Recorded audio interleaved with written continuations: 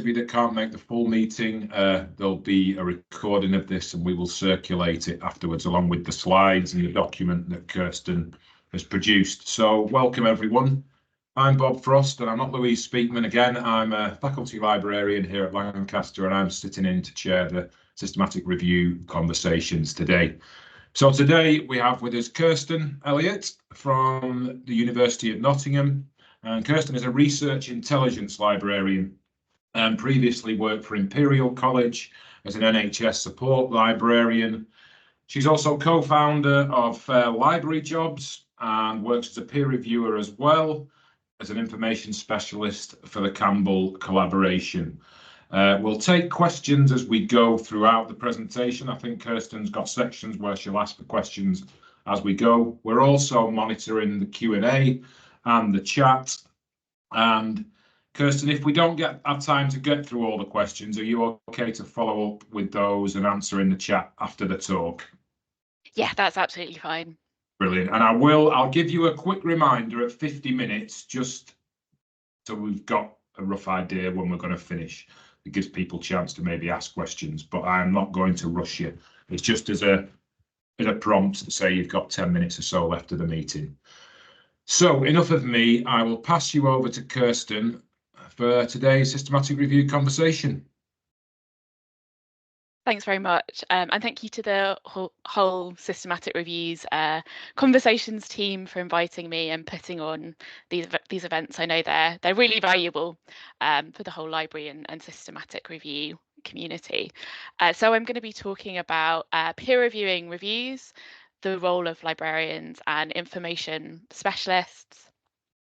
So the agenda, I'm just going to give a kind of a quick introduction to myself and some of the terms that I'm going to be using, why it matters, why it's important that expert searches peer review, systematic reviews and other evidence synthesis publications. And the bulk of the presentation is going to be about my experience doing peer reviews in various ways. So I would say this is kind of my personal opinion of it, kind of what I've done and some of my reflections. Please feel free to post questions in the chat as we go. And I'd also be really interested. I know we've got lots of people here, lots of people with a huge range of experiences and expertise as well. So if you've had similar experiences to me and found the same thing or found different things, please do share as we go. I know it's the community in the chat that make these events really special. And then when we come to the end, I'll talk a little bit about what I think some of the obstacles are to information specialist and librarian involvement in peer reviews, and some of my kind of practical recommendations. So Bob has basically covered this, but the full introduction to me. So my current full-time job is as research intelligence librarian at the University of Nottingham. So that's working with things like bibliometrics, alternative metrics, and research profile around the discoverability and visibility of research outputs and their impact. So not that much to do with this presentation. One of the key things I currently do that I'm going to talk about is I'm a peer reviewer for the Campbell collaboration. And I'm also co-founder of the organisation Fair Library Jobs, which is a grassroots organisation which campaigns for equity, respect and transparency in recruitment processes in the UK library sector. Again, not that much to do with this presentation, but I will never let slip an opportunity to promote it. So please do look into that and get in contact if you're interested. And I'm also grumpy on the internet as Library Kirsten in various places, so Twitter and increasingly Blue Sky as well. And I, if I'm being honest with myself, that's probably part of why I was invited to give this presentation, because one of the things that I'm grumpy about is systematic reviews. So I'm just going to define a few terms for the purposes of this presentation. These are all things that have slightly different definitions in different contexts, so just to be clear. So I'm going to talk a lot about evidence synthesis. So I'm including here systematic reviews. So it's anything that involves the process of combining the results of multiple research studies. So including systematic reviews, scoping reviews, umbrella reviews, health technology assessments, clinical guidelines, evidence and gap maps. They're all kind of related to systematic reviews, use the same or very similar methodologies. Search methods. So for this context, the overall approach to finding evidence in any form of evidence synthesis. So things like what kind of evidence they're looking for, what databases are going to be included, what the overall approach is, where that might include things like grey literature searching, hand searching, and search strategy. The purposes of this I'm defining as a bit more narrowly, so the exact syntax of how a specific resource is searched. So if someone's given you, you know, their Medline search, and that's the specific search strategy, and there are potentially different levels of peer review. And peer review for this I've defined as the evaluation of research from a position of expertise to ensure the rigor of research and or to inform publishing decisions. So it's often thought of as purely part of like a journal publication process, but I want to talk about broader forms of peer review at different stages of the process and in different contexts. So not just journal publishing and not just informing those decisions, but the position of expertise is a really key element, and that's often how peer is defined. And we can think about peers to academics in knowledge of subjects, but also in knowledge of methodology. So when we're talking about peer review by librarians and information specialists of search methods, we're talking about expert peer review of search methods. So it's not just me saying that this is important. There's been interesting research done and really official position coming out from international health bodies.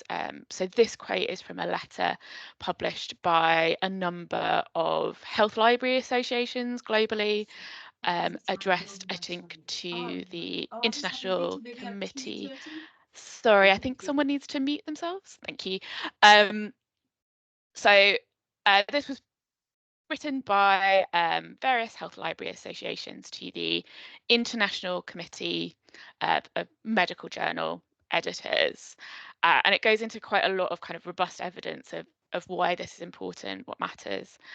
So information specialists bring to the table a unique set of skills, including considerable methodological expertise, addressing rigor and research waste. And I know lots of people in this room will have experience in systematic reviews and other evidence synthesis products, and really understand that the search methods are key. Without proper rigorous search methods, it undermines that entire evidence synthesis project. And there's a mention here of problems resulting in potential error, so mistakes coming through, systemic bias. It's also considerations around if the search is poor, there'll be a lack of comprehensiveness, so studies missed. If search methods are bringing back far more than necessary number of results, there's a research waste element there, and reproducibility as well. There needs to be a really strong understanding of search methods in order to not just do the search, but write it up in a way that readers can understand and potentially reproduce that work. And I've put some references in this slide and in the references list as well. So one is by Grisetta Nardini that was looking at librarians' experience of methodological peer reviewers that talks a lot about the value of peer reviewers, and one looking at evidence around librarians as co-authors of systematic reviews. And there's a lot of evidence that lots of systematic reviews which get published don't have someone with searching expertise on their author panel, on their author team, or are necessarily working with someone who's got expertise in search methods. And that then becomes a problem, that things get submitted to peer review, and often things then aren't reviewed by someone who has that methodological expertise, and things can slip through. So this letter was a call to action to journal editors to address that. I'm assuming most people in this room aren't journal editors. We're more likely to be working on library as librarians ourselves. I know lots of us in here are. So I'm not going to focus on that side of things, that call to action, but more on kind of what we can practically do. But there's kind of the solid scholarly evidence there of why it's important in those references. And slightly more anecdotally, I've got kind of tale of two tweets about the value of peer review. So this is from Carrie Price, who's a medical librarian. It's a really expert searcher. I really recommend her YouTube channel. And she tweeted recently, and kindly let me quote her, on her really positive experience of getting a search peer reviewed and finding that someone caught lots of things that she had missed. And I think this is really evidence of, even when you're an expert team, got lots of experience, actually having a second pair of eyes is really valuable, can prevent those errors getting into the published literature. And I've got the contrast with this is that Carrie also tweets in the Twitter joke, the Systematic Review Negligence Assessment and Review Committee, which is essentially the medical librarians on Twitter spotting bad systematic reviews and pointing them out. So this is one she's found, where systematic reviews limit the searches with a hedge for journals with an impact factor greater than 5. So if you're doing systematic review, aiming for it to be comprehensive, aiming to reduce bias, it's an extremely problematic use of journal impact factors. It's going to miss a lot of evidence. It's not going to be a high quality systematic review that people can then rely on for the evidence that they're using to make decisions. And that's ultimately a aim of a lot of these evidence synthesis projects, is that they're going to be used in the real world. So it really does matter. And if you'd like to kind of read in a little bit more detail about the various problems with systematic reviews, there's a website that's a living systematic review about systematic reviews that pulls in lots of papers about these methodological problems, that systematic revolution. So there's a really well-known problem that bad systematic reviews get published. It's research waste. It potentially leads to bad decision making when they're in things like healthcare, but even things where so something like assessing educational interventions, if there's systematic reviews there, it really matters that these things are done well. That's my kind of overall introduction, and lovely to see in the chat lots of endorsements of Carrie's resources. So coming on to talk about my personal experience, so I worked as a library assistant for a long time, and my first kind of professional role was as an information specialist assistant at the National Guideline Centre, hosted by the Royal College of Physicians, which produced National Institute for Health and Care Excellence guidelines, which is obviously a bit of a mouthful. For anyone outside of the UK, that's NICE, which produces the guidelines, which are essentially guide clinical care in the UK, medical care in general. So make recommendations about what treatments are appropriate, the pathways that patients use. It's really important in the NHS and care in general. And they use a kind of effectively systematic review methodology.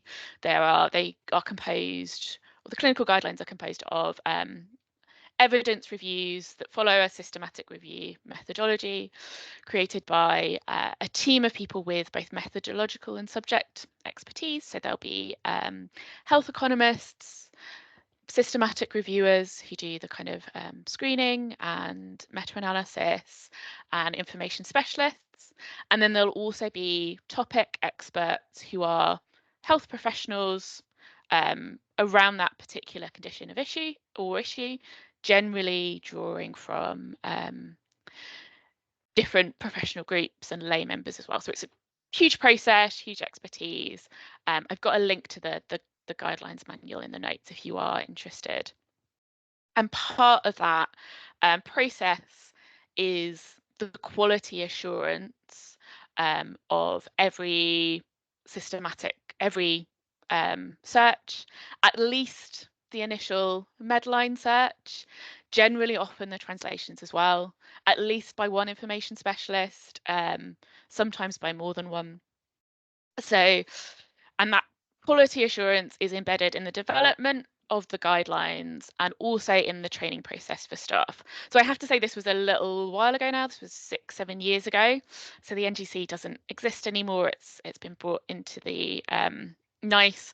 But when I was doing it, it was part of my probation that I started, went through my training on searching, did some kind of dummy peer reviews of searches that had already been done, seeing if I spotted the same kind of thing, did peer reviews in parallel with other members of the team to see if we spotted the same things. And then obviously once I was doing searches myself, they were getting peer reviewed.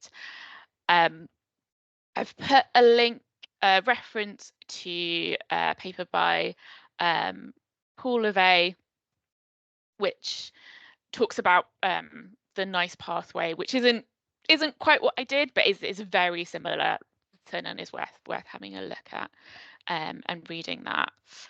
And this is the template that we used. So this is still my favourite way of organising searches. This was created by Paul Miller of Cochrane EPOC, which I've forgotten what it stands for, unfortunately, but I've got the link again to this spreadsheet template. So for each search, it's got tabs for notes, protocol, keeping track of Prisma numbers, database, each strategy for each database. And then it's got this tab, which is the quality assurance tab.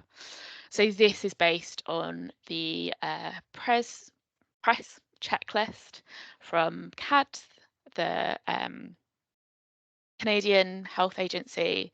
So it's got these prompts of things to think about around the different aspects of the search. So does it fit with Pico? Is Boolean used correctly? And then there's a record of both the comments and the response. And the other section of this, which obviously wouldn't fit in, is that you provide the search strategy copied line by line. And then there's the option for the reviewer to provide comments line by line as well. So if they spot a specific error. And there's the option both, it will be a kind of a conversation. So certain things might be like, this is a mistake, this needs to be corrected. But some of them might be a kind of suggestion of, have you tried this? Is there a reason you didn't do this? And because we were doing it in a team, we were able to kind of do that back and forth about that. So my reflections on this is I'm really conscious it was a really specific experience. It was really valuable for me as a learning experience. I went from not really knowing what a systematic review was, never having done any complex database searching to being kind of really confident in with Ovid particularly, because that was the primary one we used, but Cochrane Central as well, and really strong understanding of that. And learning both from having my own searches reviewed and seeing other people's as well, of being like, it's really interesting, like how this person's done this. They've done it differently from how I would, why, and learning as well. And there's obviously the organisational value. So these are documents which really matter and do come under quite significant scrutiny. So if you're in the UK, you might have seen news headlines about NICE guidelines where someone, people disagree with them, people say, kind of might question what evidence has been included or what hasn't. It's being done on, you know, public money. So it's really important to be able to show that method of how it's done and justify those decisions. But it's also important to think about what the kind of enabling factors. Yeah, someone's asked to turn off the beeps, which thank you. Is the time that we kind of had built into our process, expertise within the team. We had lots of people who'd been working in that area for a really long time, really knew their stuff. So there were people to learn from that meant that I was able to get to that point. We were working within an established methodology. So we had that kind of guideline to refer to, and there was also the stuff that had kind of built up through experience of that team doing multiple guidelines of, okay, this is our filter for randomized control trials. If it's this kind of question, we use these for databases, and, you know, templates for how we wrote up and communicated our search strategies as well. So that is quite a different context. So if you're writing something for a journal, for example. And the other thing is that there is, within the process, there is recognition of the information specialist role. So that means that everyone understood the searches would be done by those specific people who are understood to have that expertise, and our decisions on those would be trusted. So that was my experience of the NGC. What I'm going to do is pause for a second and see if I can turn off the notification sounds, because I think that might be coming from my end. Thank you.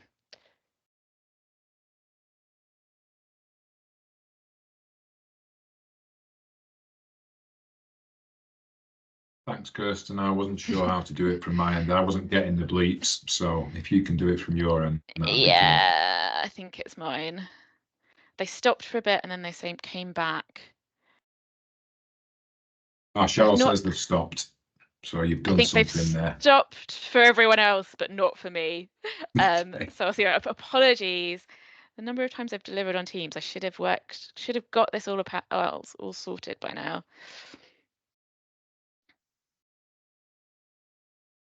Okay.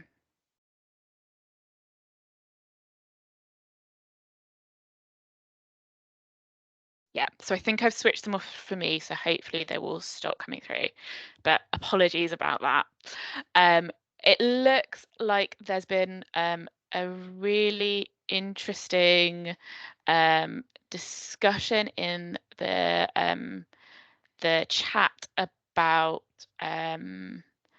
SNARK and systematic review searches, which I think I'll maybe come back to it at the end.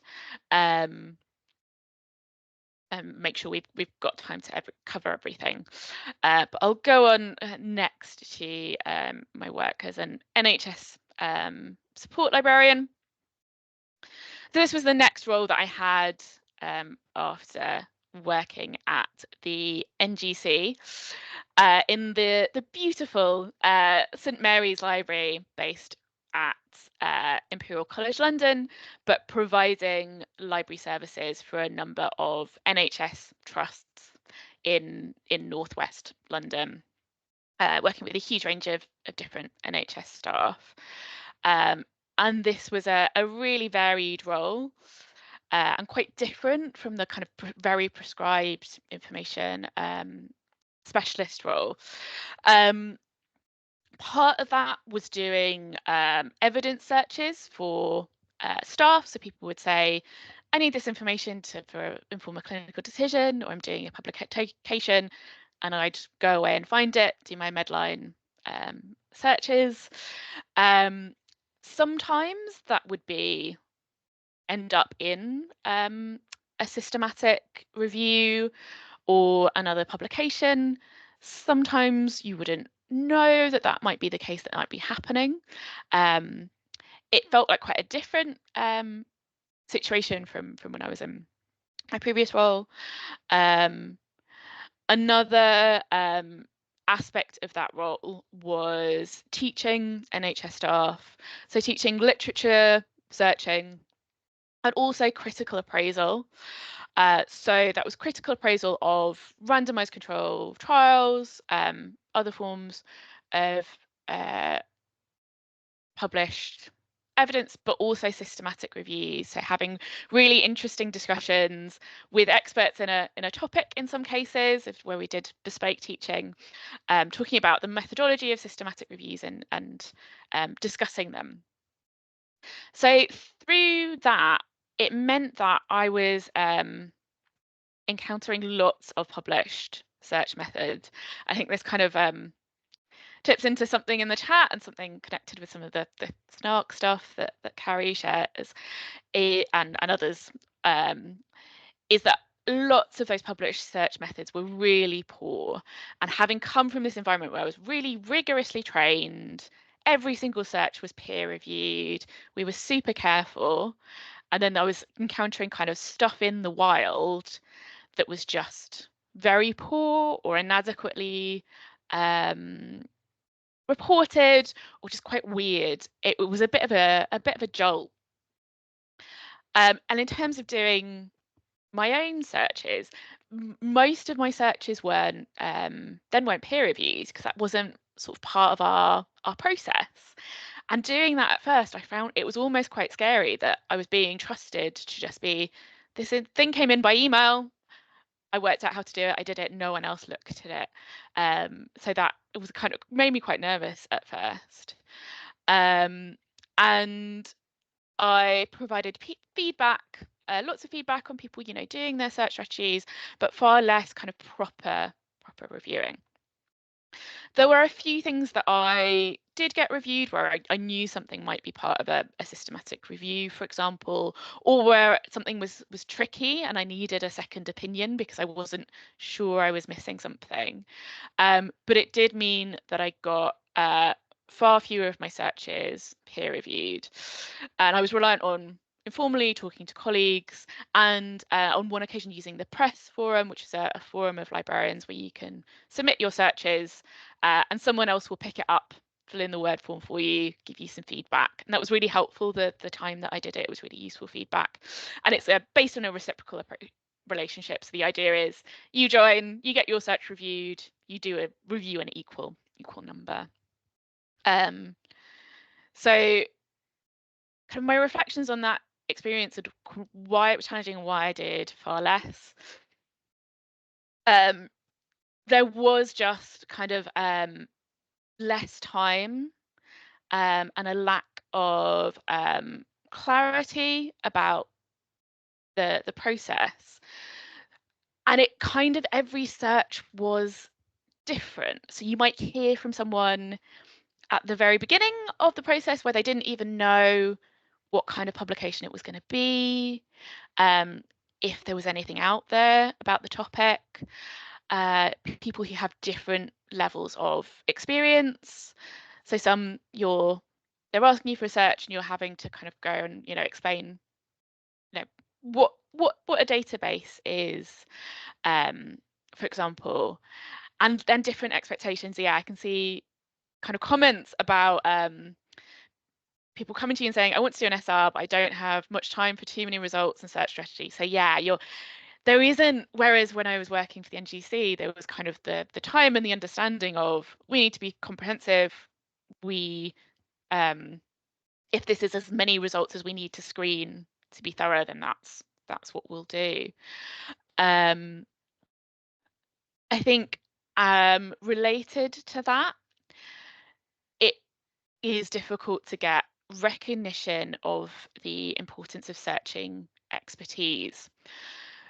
So we see some people I worked with were absolutely great, really appreciative, but in other people there was a little bit of a battle to even get the basics right.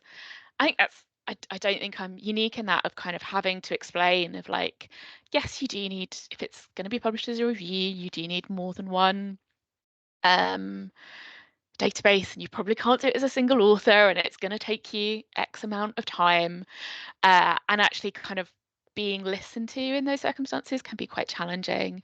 Especially, I think I've lost track of the chat, but I think I saw one higher up of saying something about if someone's supervisor or they're either in terms of, you know, working in healthcare, their manager, their consultant, or someone leading their academic work and setting expectations for people, say, doing dissertations. They can have kind of been told something slightly contradictory for what you're then telling them as a librarian, and that could be really difficult. And that, again, that messaging then of like, actually, I do need to get my search peer reviewed by someone who understands searching expertise, isn't going to get through to them. And if you're struggling to get someone to do the basics of doing this well, peer review can almost seem like an optional extra. Like it's not the battle that you fight because you're nudging them towards being better. Obviously not consistently. And I think people in the chat mentioned some of the systemic stuff that might be around that, but kind of publish and perish culture, the lack of time people have. But it did kind of seem that there were problems at the level of individual researchers, of educators, the librarian's favourite bugbear of systematic reviews being set to undergraduates, for example, and at the journal level of like what was getting through, what was getting published as well, and then that setting difficult, in wanting to be able to say to people, you have to do this because otherwise you won't get published, but actually knowing you could probably find a journal where it would sneak through, and that's quite tricky. So those are all the challenges. On the flip side of that experience, there was one kind of overwhelming huge positive, and it's lovely to see so many familiar names listed, which was the support of the NHS and medical librarian community. And I've put in a picture of my dad's cats here for the kind of warm and fuzzy feelings, to represent those warm and fuzzy feelings. But also because the London Searching and Teaching Forum traditionally ends with a pet showcase, so I wanted to honour that. So there were, when I was working in those roles, opportunities to do bits of peer review, to learn more, to get support around searching through that community. So the London Searching and Teaching Forum has a search, in some meetings has a search clinic, or someone will bring a search that they're struggling with, be discussed as a community. It's not formal peer review, but it is peer review in the sense of kind of consulting with experts, and it's a really valuable opportunity to learn for everyone involved. On Twitter, and it's moved slightly away from Twitter, is the medlibs and the UK medlibs community. So I've mentioned SNARC as well. So that being a place where people talk about, comment on systematic reviews, and also to go to for advice. And I'd like to shout out as well Caroline Green, who ran and is still running the Searching Peer Review Buddy Scheme. So that was a really nice opportunity where people working within the NHS, I think within the London and South East region, but I could be wrong on that, signed up. You got assigned another person. You each did a swap of a search, like a week before you were meeting, and then you had a Teams meeting to kind of chat it through, see what feedback they had on your search, what you had on theirs. So it is quite different from peer reviewing for a journal, but it's really valid experience, and for something where if you're doing something for publication or for a library user, it would be quite difficult for the timing to line up for you to actually kind of use that as peer review. But as a learning opportunity, it was really nice. And I was also going to mention the MedLibsLand Discord. I've got a link there that will last for, I think, a week, but it might die. So feel free to get in contact if you'd like a new link to join that. So that is Discord, which is an online community, I would say, that's medical librarians. That was a bit of a, when everyone, as Twitter, X is constantly dying. Thank you, Peter, for sharing that and for your work on setting up the Discord. An alternative place for medical librarians to go. It's useful for lots of huge amount of expertise there, and there is a channel on that talking about peer review. So if you want to if you've not peer reviewed and you've got questions, that's actually a good place to ask. If you're stuck on something, as well as people asking, does anyone want me to peer review something, and vice versa. But looking for kind of sort of that community, that's one of the things I've really taken away from working in the NHS and medical librarian community. And I'll kind of come back to that in my summary at the end. So what I'm currently doing now in terms of peer review is with the Campbell collaboration. So the Campbell collaboration, to put it really bluntly, is the kind of social sciences equivalent of the Cochrane collaboration.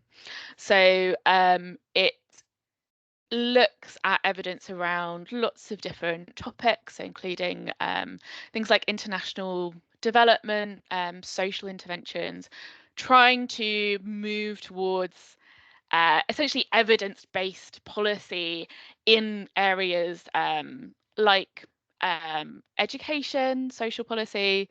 So it's a really important organisation, and though I got involved because there was a call for volunteer information specialists for specific coordinating groups. So these come up periodically, so kind of keep an eye out on the mailing lists, etc. And so I review for the International Development Coordinating Group. And that is, so they produce a number of different kinds of publications. So there's evidence and gap maps, which are kind of almost like scoping reviews, looking at the evidence out there, but have a specific sort of visual presentation that map the evidence, and systematic reviews. And they also, one of the main things I do with them is review their protocols as well. So the methods, the kind of plan for doing that review or map, what they're going to do, and that I actually really like reviewing at that stage, because rather than saying, oh, you've done all this work and actually your search wasn't that good and you're going to need to maybe go back, actually being able to say, okay, this is how you're planning to do the review, and there are kind of better ways of doing it. This could be a more efficient way. So I really like that. And it's also reviewing the full search methods and not just a search strategy for one database. So it does include things like where people have talked about what their grey literature strategy is going to be, if they're going to be doing hand searching, for example. So it's the full methods, the full approach. And there are kind of rigid standards that they need to be following. So MESE, which stands for methodological expectations of the Campbell collaboration in reviews, I think. And that's for both conducting the review or map, like how it's done and how it's reported as well. And this is more in a kind of journal peer review model. It's they've implemented Scholar One, which is a kind of journal submission management system, and they're moving towards open peer review as well. So my reflections on this, it's been really useful to me because it's been a really interesting learning opportunity. So in international development, it's quite a different set of standard databases from what I was used to, and interesting kind of thinking about the role of grey literature as well. So going away and kind of having to think, okay, they've listed these journals, having to kind of cross-check with Campbell's list of suggested journals, which was published a little while ago, and other reviews on a similar topic. So that's been a kind of challenge, but scenes and kind of really nice to see searches. I'm kind of using it because in my current role, I'm not doing literature searching or not doing very much. So I'm using it to kind of keep my hand in terms of those skills. So that's where it's valuable to me. There is quite a clearly defined role of this is when you are in the process, this is when you do it. And that kind of established, I think it's in the first few years that it's come in that every review and every protocol has to be reviewed by an information specialist. And defined role in that, what I review is just the search methods. So I do tend to read the entire review or the entire protocol, because it's kind of interesting to see that, but it is I'm not having to have the kind of expertise about the entire topic. It's also research which feels like it matters. So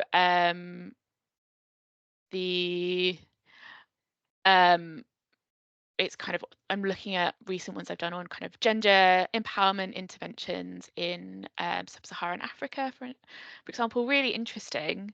And where there's in a protocol where I'm like, oh, I can save this research team time by making this suggestion. Or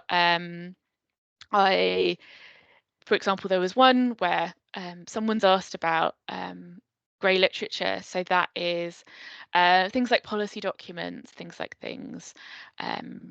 produced by charities, and that, depending on the question you're talking about, might be a really important source of evidence. So and people have different strategies for doing that. There's things like searching things like policy commons, but often going through institutional websites, institutional repositories, and being able to identify appropriate sources for that. So there was one I reviewed recently on sub-Saharan Africa, and my main feedback was that they needed to be doing more to find African evidence. They were initially planned to look at Web of Science and Scopus, and I was able to suggest some both grey literature sources and databases from the list that Sally Dalton pulled together of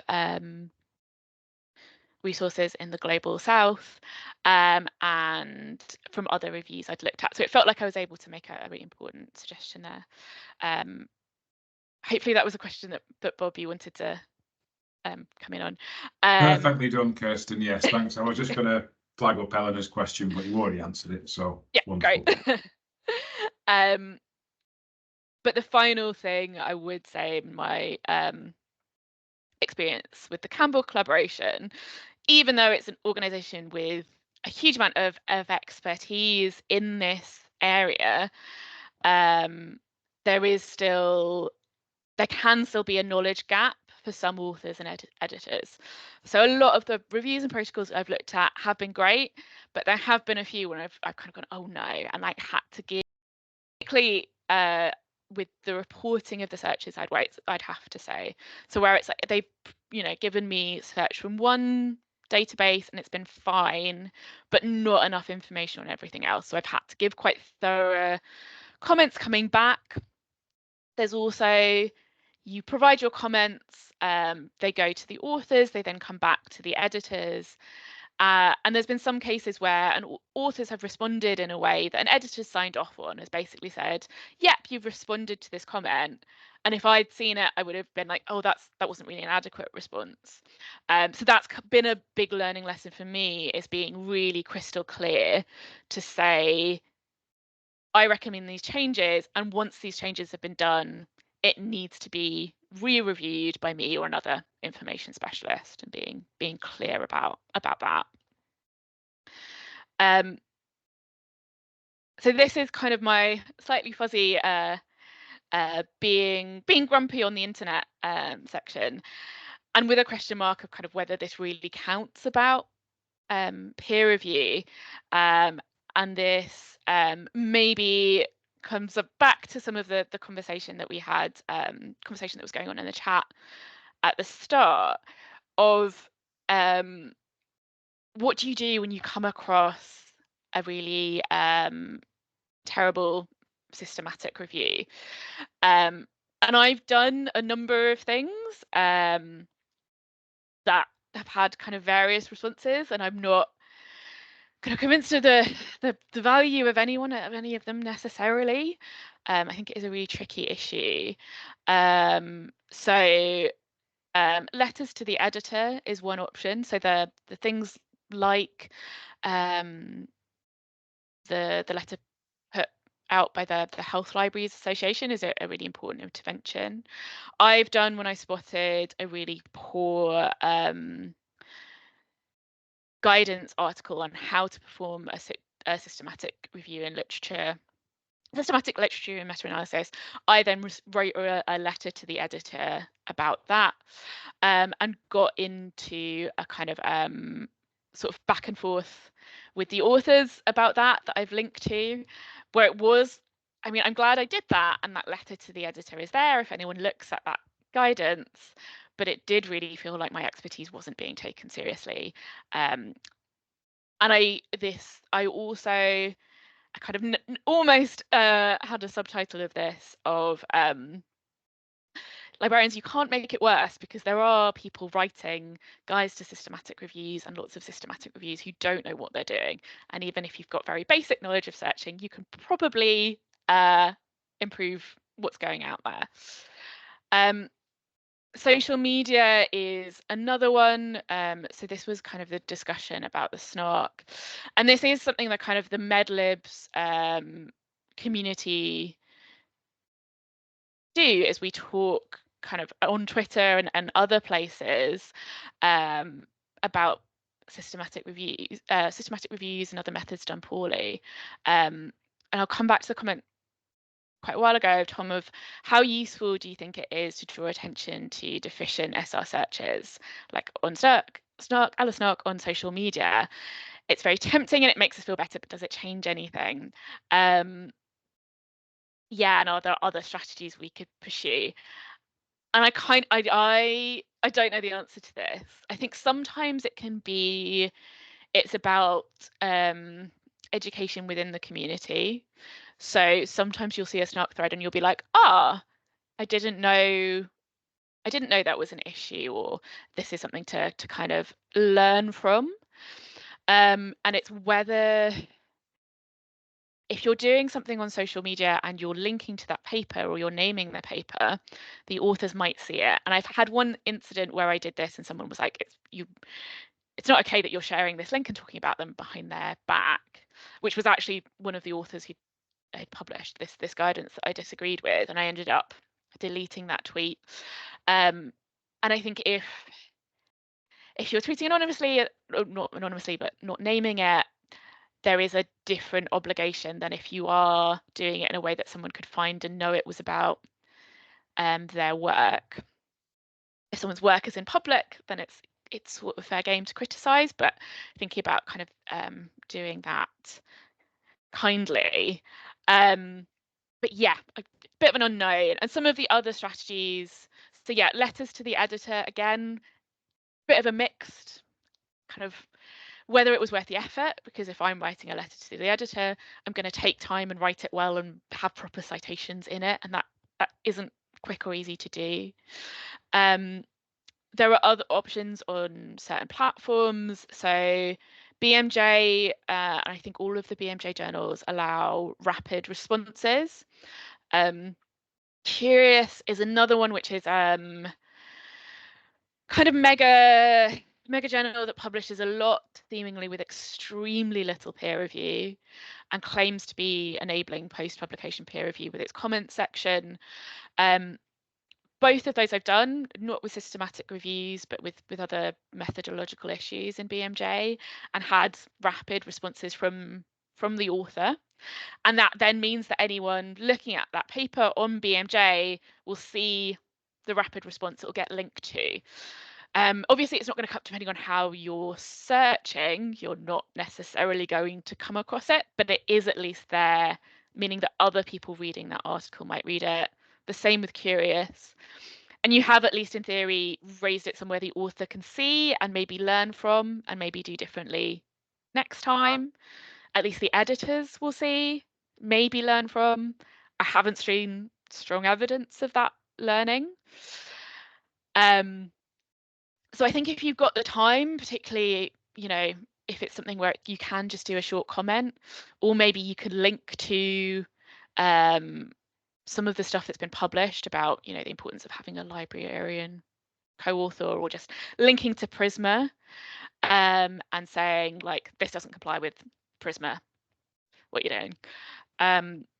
Another option I've tried recently is PubPeer, which gets used. I don't know if anyone's come across Elizabeth Bick on Twitter, who calls out a lot of research misconduct, effectively fraud, and PubPeer is one of the tools there.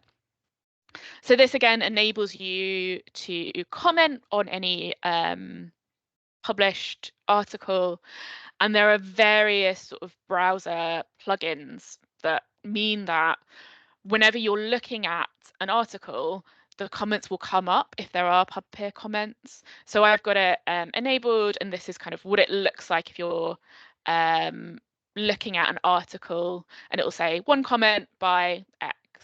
So again, it's kind of a way of, if other people are reading that article and they've got that browser plugin, honestly don't know how many people do. I've got it, I really like it, I recommend using it.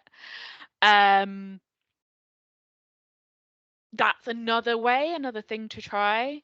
But again, I don't have a kind of firm answer on that.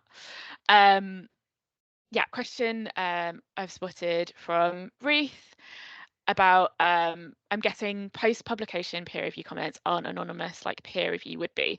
So most of these methods of doing post-publication peer review, they're not going to be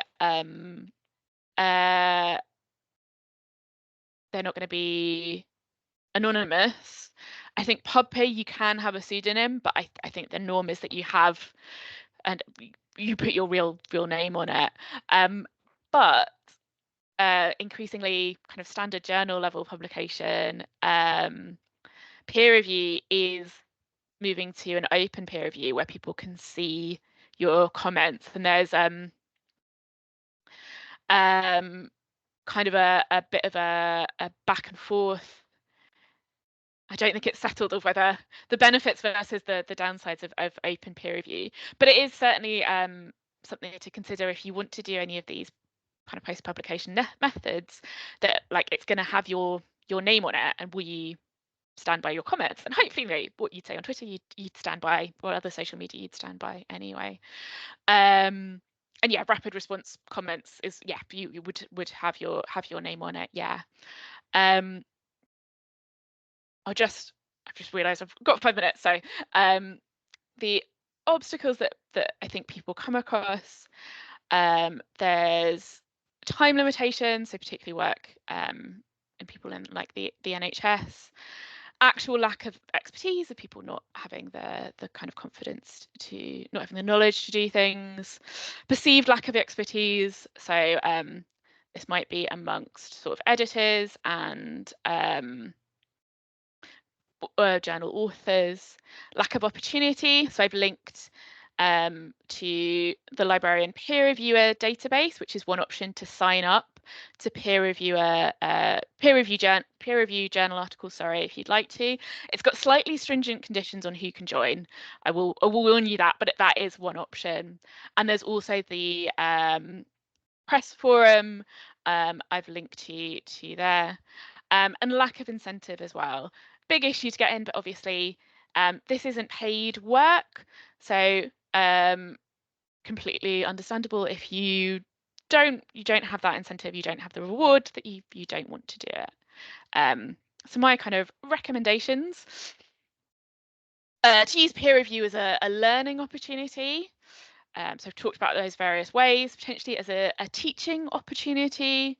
So both if you've got new staff and also if you're kind of teaching evidence-based practice, literature searching. So an idea I have that I never got to implement was with something like BMJ Open, that publishes their peer reviews and has the history of the manuscript, giving students the original manuscript that it was submitted, getting them to peer review it, and then doing comparison with what the actual peer reviewer did, seeing if they spot anything that was missed. If they did, getting them to do a rapid response. I think that'll be a really nice practical exercise to that kind of thing. Work with your community. So I've talked about the various NHS UK options. Set clear expectations with who you're working with. So are you just going to review the methods, do what your expertise is, and to value your own time and expertise. And I've just spotted in the comments something I meant to say at the time, say thank you, which is part of that. You're, working with community and valuing not your own, but our own as a community time and expertise. Is there are lots of resources that have been published or organised by our community. Make the most of those, and also kind of stand up for each other. CADS, which is the Canadian Agency for something, and their information specialists have put together a lot of really brilliant resources that the international evidence synthesis community uses, including press, and they are currently under, I think a significant number of them are under threat of redundancy. So someone has shared in the chat the link to the change.org petition. So I do really encourage everyone to sign that. Like if you've ever used press, do sign that. And yeah, thinking about opportunities in your community of all those great people like Adam Tocock running Lucifer and Caroline Green doing the searching peer review buddies scheme. There's lots of really great work and really sort of positive reciprocal community to get engaged with. So 2 minutes aside, thank you, Canadian Agency for Drugs and Health Technologies, and yeah, shout out to Amanda Ross White for organising it. So apologies for not getting to all of your questions. My email address is there if you would like to get in touch, and I've shared a Google Doc with all of my resources and references. Brilliant. Well, that was timed perfection, Kirsten. So yes, thanks again, everyone, for turning up for this really engaging session as normal in the systematic review conversations. And my colleague Sophie will disseminate the slides, the documents that Kirsten shared, and also a feedback form. So thanks again, and just echo my applause, and thanks to Kirsten for hosting a really good session. And thanks And very I'll much. stop recording now. Thanks very much, everyone, for all your comments. I'll need to go back and read them